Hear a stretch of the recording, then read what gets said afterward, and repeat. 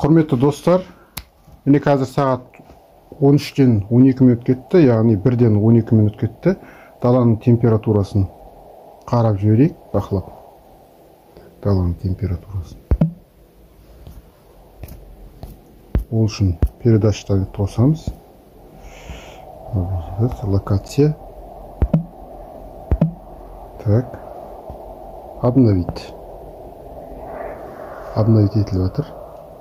Міне, бүгін сағат 13-тен 13 минут кетті, 24 күні, 24 желтоқсан, -7 градус. Осы -7 градус машина газбен отала ма, оталмай ма, соны көреміз. Мінекей, құрметті достар, жаңа өздеріңіз көргендей -7 градус. Қазір машинаны ашамыз. Бисмиллах. Дос. Кет. Бисмиллах.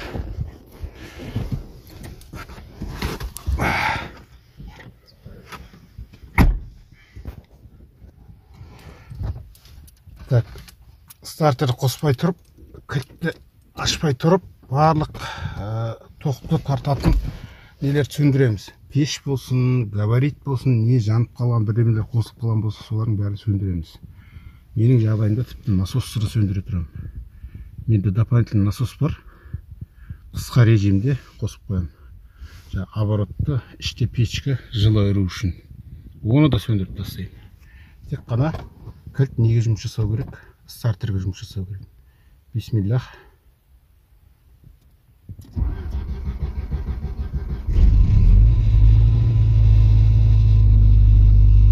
Мінекей, машина Алланың атымен оталды. Бұйырса 14 пен 12-нің ортасын ұстап отырамыз. Яғни ескере кететін бір жайт, газбен оталдырған кезде, яғни бензинмен емес, газбен оталдырған кезде газды басыңқырап тұрып оталдырасыздар. Қатты емес, былай. Шынан басыңқырап тұрып оталдырасыздар, және 12 мен 14-нің ортасына 1200 оборот пен 1400 обороттың ортасына ұстап тұрасыздар.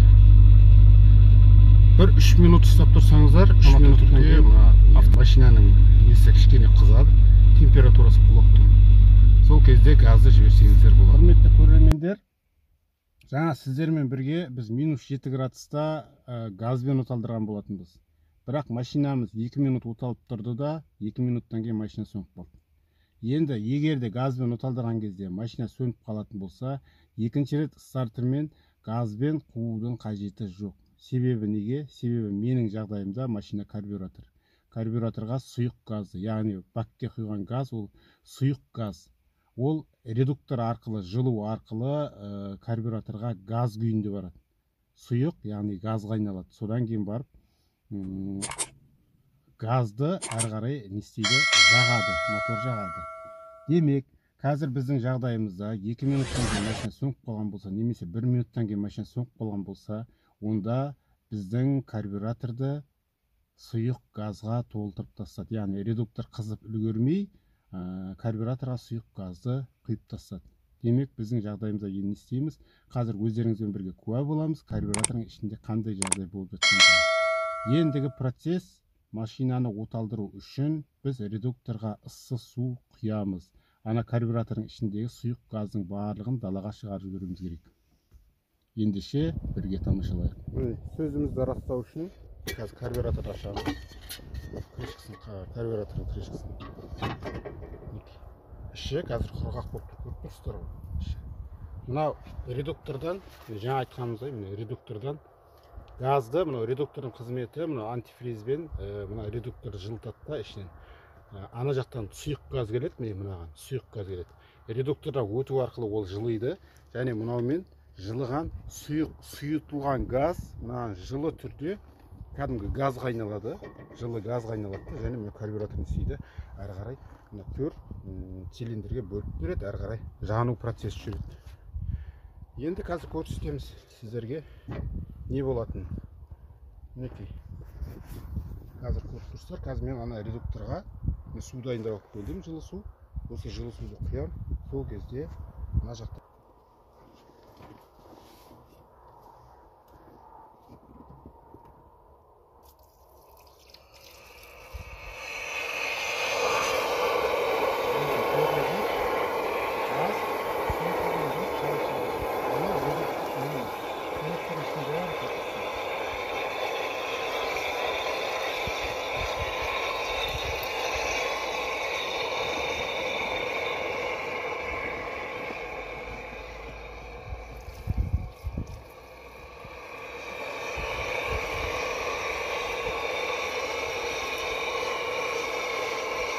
редукторға ыссы су құюға ешқандай қорықпаңыздар. Оның ішінде конденсат ешнәрсе жиналмайды.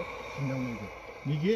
Себебі редуктордың ішінде мембрана резинка тәріздес бар, аны газы іште жүріп тұрады. Олды басқа бір ешнәрсе жоқ.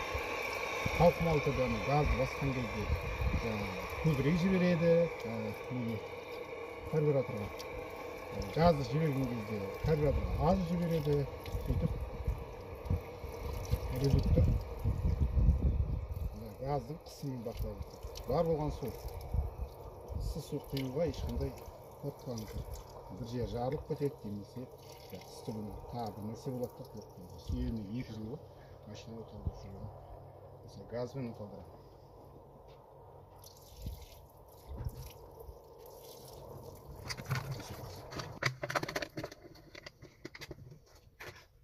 Арасына шамалы не салып, жақсы су құйған бұл бұрқырап жылып жатыр. Бірден отала алмайды машина. Себебі ана жақтан сұйық газ келеді, мына енді жылып жатыр, мынаның ішіндегінің барлығын біз не істедік? Су құйдық та газға айналдырып жібердік. Ұшып кеткен жақтан бәрі сұйық газ. Осылайша достар, мына қыздырып болғаннан кейін карбюратордың бетін жабамыз. Кастрюль дейміз ғой. Қақпағын жабамыз.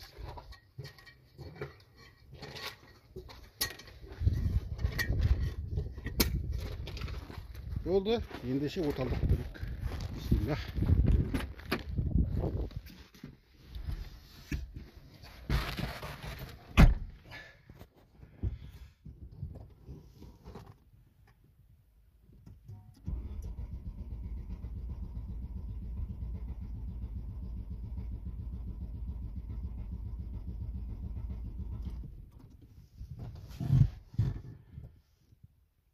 Неге оталмай жатыр деп ойлайсыздар? Себебі ананың бойының барлығы, редуктордан кейін бойының барлығы бос тұр.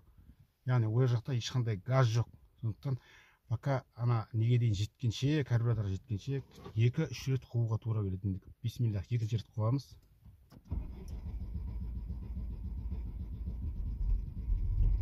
Бисмилlah, кетті машина.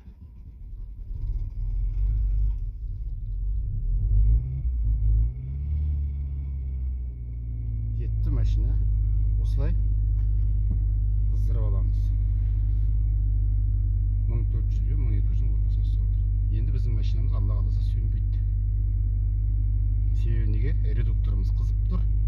Әрі қарай уже сұйық газ күйінде карбюраторға жетіп тұр. Міне достар, бүгінгі видеомыз осындай болды. Кішкене қысқаша ғана өзімнің білгенімді сіздермен бірге бөлістім. Видео ұнаған болса каналға лайк басып кетіңіздер, каналға тіркеліңіздер, комментарий жазыңыздар, қалдырыңыздар. Сіздердің жазған комментарийлеріңіз, сіздердің